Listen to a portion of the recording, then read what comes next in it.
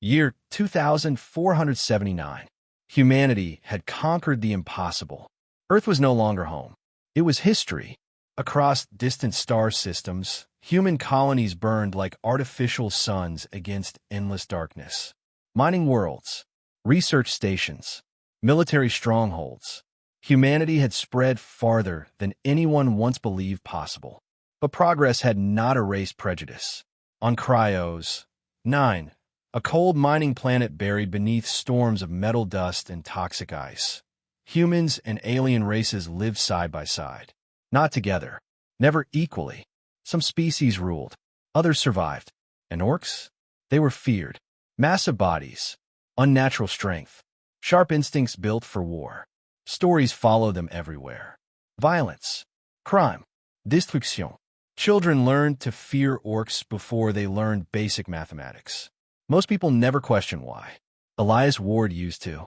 Years ago, before life became quieter, before mistakes became heavier. Now 43 years old, Elias lived alone near Colony Sector 7, far from Kryos 9's shining corporate districts. Former military engineer, former husband, former dreamer. The colony called him reliable, efficient, forgettable. That suited him, because forgotten people stopped disappointing others. Then the storm came. Metal dust battered the colony's shields. Emergency sirens echoed across transport lanes. Visibility dropped almost to zero.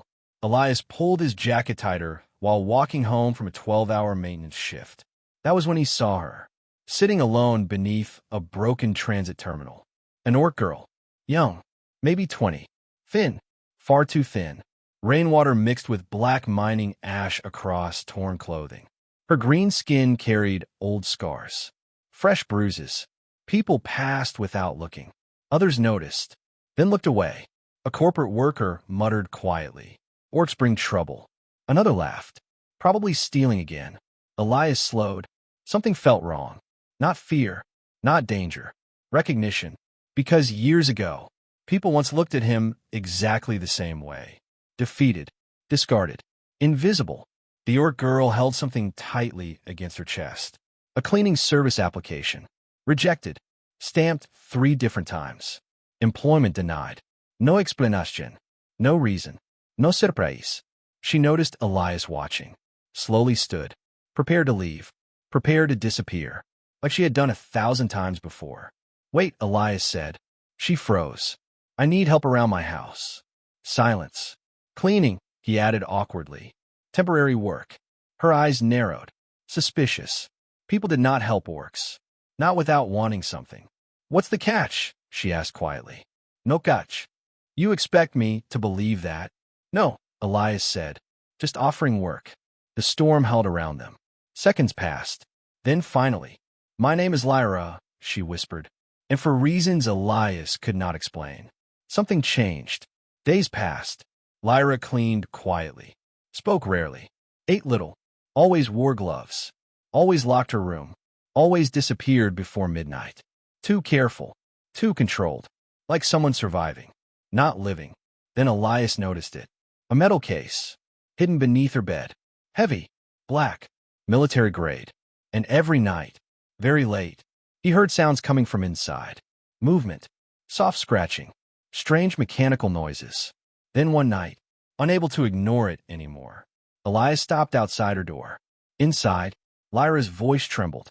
Fear, panic, desperation. "Please," she whispered. "Not yet." Something moved inside the metal case, and whatever was trapped in there was trying to get out.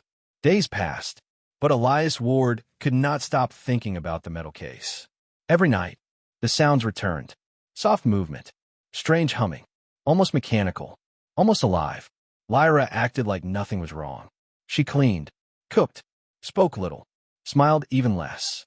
But Elias noticed changes. She barely slept. Dark circles formed beneath her eyes.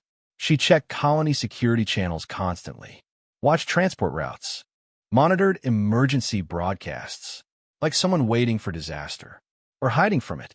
3 nights later, Kryos 9 went dark, completely dark. Emergency power failure. Sector 7 disappeared into shadow. No lights, No transit systems.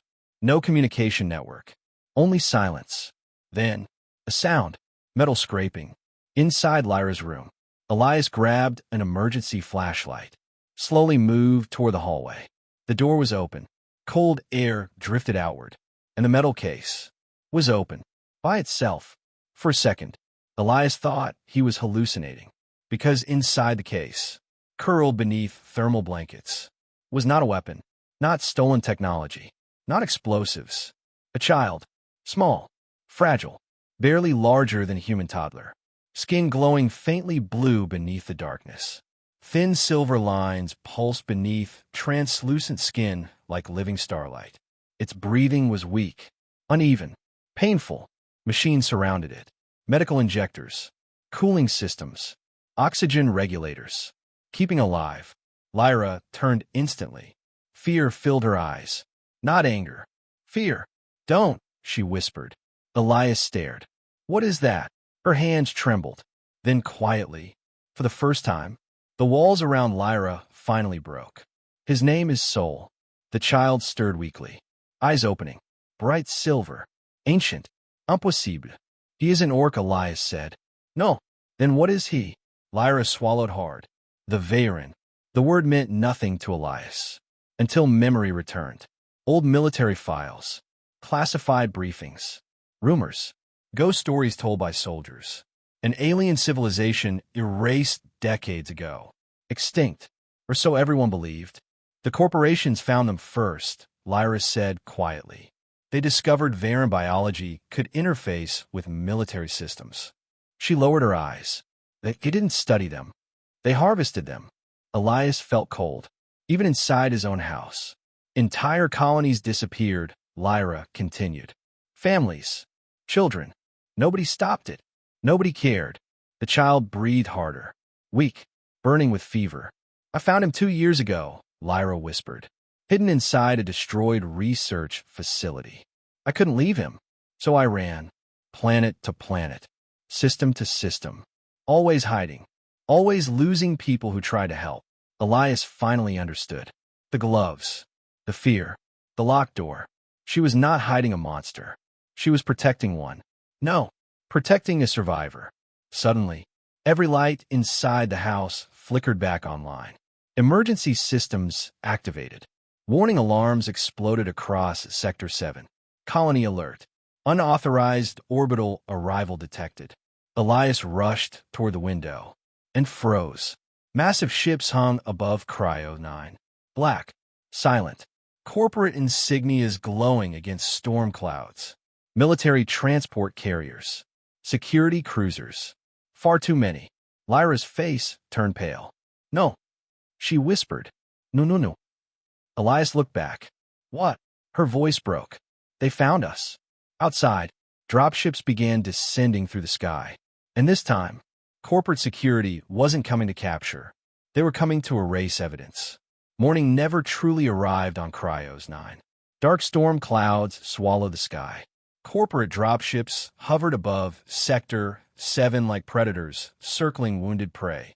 And fear spread faster than information. Security drones filled the streets. Blue scanning lights swept across buildings. Doors opened. Homes searched. Citizens questioned. Workers pulled from transit lines. Families ordered into identification checkpoints. Nobody knew exactly what was happening. Only one thing became clear. Someone important was being hunted. Inside Elias Ward's small colony house, Lyra packed her belongings. Fast, efficient, like practice, like survival. Medical supplies, energy cells, food packs, the metal case. So, the glowing Veyron child slept quietly inside. Weak, breathing harder now, Lyra sealed the case. We leave in 10 minutes, she said. Elias crossed his arms. No. She froze. No, she repeated. They'll scan transport routes. I know. They'll monitor exits. I know. They'll kill anyone helping us. I know. Fear flashed across Lyra's face. Not fear for herself. For him. You don't understand, she said quietly. I've done this before. Run. Hide. Lose everything. Elias looked toward the colony window. Workers outside hurried home. Security alarms echoed through Sector 7. Years ago, human colonies survived impossible worlds because people stood together, not because they ran. "We're not leaving," Elias said. Lyra stared at him. "They'll destroy this sector. Then we protect it." "How?" For the first time in years, Elias Ward smiled. Not kindly, not warmly, like an engineer solving a problem. 3 hours later, Sector 7 changed. Old mining tunnels reopened. Maintenance shafts became escape routes. Signal blockers disabled surveillance grids. Retired workers repaired abandoned security turrets. Cargo haulers formed barricades. Neighbors joined. Humans, orcs, vex miners, factory mechanics, people who barely spoke before, now working together. Word spread quietly, not through official networks, through trust, through anger, through choice. Corporate forces arrived before nightfall. Heavy armored units moved into Sector 7. Combat drone flooded alleyway. Loudspeakers echoed. "Surrender the Varen asset. No civilian casualties will occur." Nobody believed them. The first explosion came near Transit Gate 4. Fire erupted across the street. Panic spread instantly. People ran. Corporate soldiers advanced. Then Elias activated the traps. Power conduits exploded. Mining charges collapsed pathways. Signal jammers blinded enemy drones. For the first time, corporate forces slowed. For the first time, they bled. But victory never came easily. A worker Elias knew fell protecting evacuation routes. A mechanic lost her life saving trapped families. Sector 7 burned. And still, the corporate hunters kept coming. Inside Elias's house, something changed. The metal case opened. Soul sat upright. For the first time, awake. Silver eyes glowing brighter than ever before. Strange symbols moved across nearby screens. Ancient symbols. Unknown language. Then, perfect human speech. "They were wrong," Soul whispered weakly. Elias stepped closer. "What? My people survived?" Lyra froze. "No," she whispered. "They're waiting," Soul said. "Hidden beyond mapped space. Watching, silent, until the signal returns." Fear settled inside the room. Cold. Heavy. "What signal?" Elias asked quietly. Soul looked toward the storm outside, toward the ships above Kryos 9, then finally spoke. "If I die..." The colony lights flickered. Power surged. Deep beneath Kryos 9, something ancient awakened. Soul's silver eyes dimmed, and his next words changed everything. "If I die, entire star systems burn." Sector 7 was dying. Smoke climbed into Kryos 9's frozen sky. Buildings burned. Emergency sirens echoed through shattered mining streets. And above it all, corporate warships filled the heavens. Silent, patient, waiting. Inside the damaged colony command station, every communication screen activated at once. A face appeared. Director Malvek, chief executive of Helix Dominion Security. Cold eyes. Perfect uniform. No emotion. "We will offer terms," he said calmly.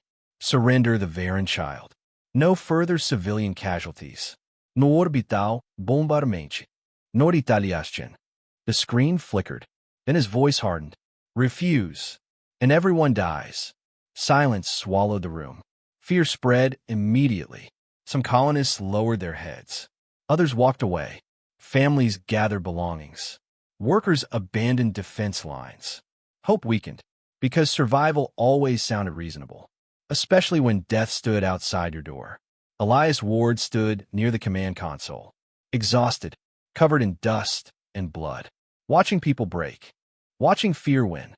Again, just like years ago, during the border wars, when commanders abandoned civilians, when survival mattered more than loyalty, more than people. Not this time. He stepped forward, activated colony-wide transmission. Every damaged screen across Sector 7 lit up. Factories, shelters, medical stations, homes. Everyone saw him. An aging engineer, tired eyes, broken hands. No armor, no rank, only conviction. "Humanity crossed galaxies because we protected each other," Elias said quietly. "Not because we were stronger, Not because we had bigger ships. We survived impossible worlds because somebody always chose to stand beside people who couldn't stand alone. He looked directly into the camera. If we surrender one innocent child today, we stop being worth saving tomorrow. Silence followed. Heavy, powerful. Then movement. Workers returned. Neighbors rejoined barricades. People who had left came back, one by one. Then Lyra stepped forward. Quiet. Nervous. For years she had hidden. Survived. Run. Not anymore. When I was 11, she said softly, my colony burned during the Karth border war. The room fell silent. I lost everyone. My family. My home. My future. Raiders found me first. Fear entered her voice. Old fear. Real fear. I thought I would die. She looked toward Elias. But a human soldier found me. Alone. Hungry. Terrified. He carried me 3 kilometers through artillery fire. He gave me his food, his shelter, his safety. He didn't save an orc. He saved a child. Her eyes glistened. That one human changed everything. That is why humans matter. That is why humanity survives. Outside, corporate warships descended. Defense cannons fired. Explosions shattered the sky. Sector 7's barriers collapsed. Enemy dropships flooded the colony. Defense lines broke. People fell. Hope faded. Then, every electronic system across Kryos, 9 froze. Lights flickered. Storm clouds above the planet twisted unnaturally.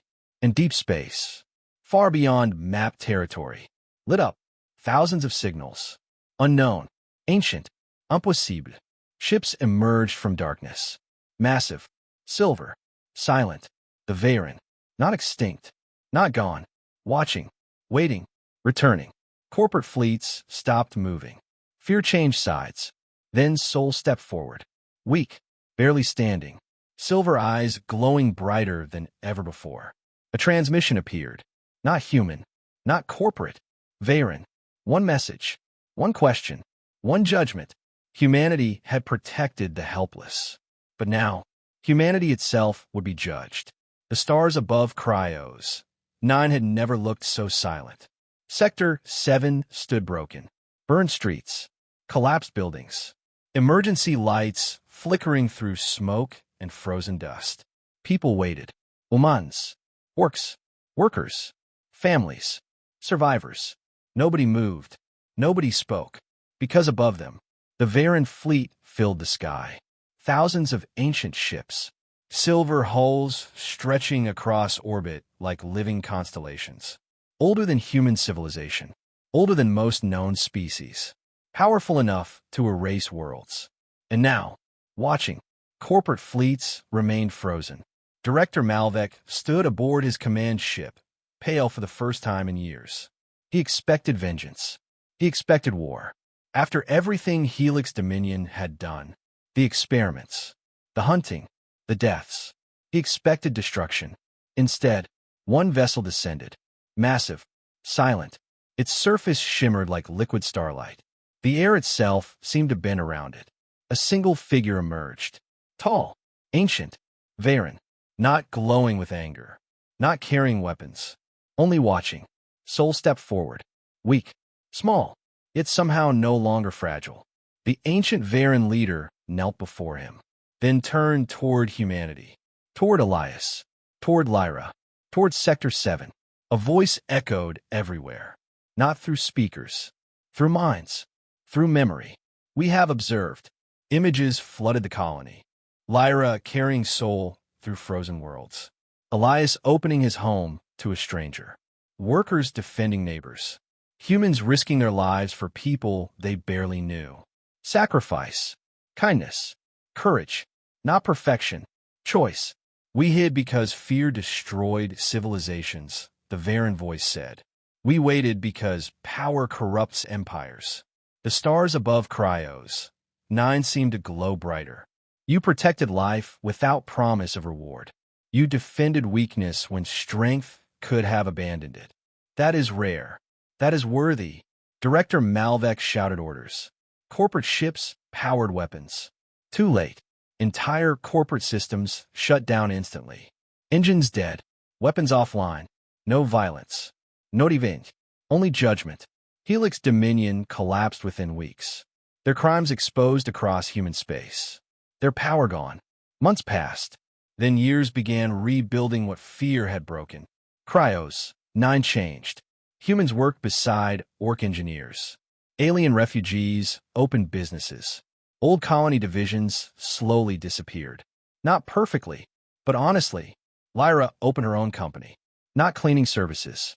Protection and relocation. Helping refugees. Protecting vulnerable families. Giving frightened outsiders what she once needed most. A chance. So instead, growing stronger. Learning humanity. Teaching the Varen. Building something neither civilization could build alone. One quiet night, Elias stood outside his repaired home near Sector 7. Older, tired, peaceful. Colony lights stretched across frozen mountains. Ships crossed distant skies. Children laughed somewhere beyond the streets. Life continued. Years ago, humanity crossed endless stars searching for a future. New worlds, new technology, new frontiers. Instead, out there beyond darkness, humanity discovered something greater. Not power, not conquest, each other. Because strength built civilizations. But compassion, compassion saved them.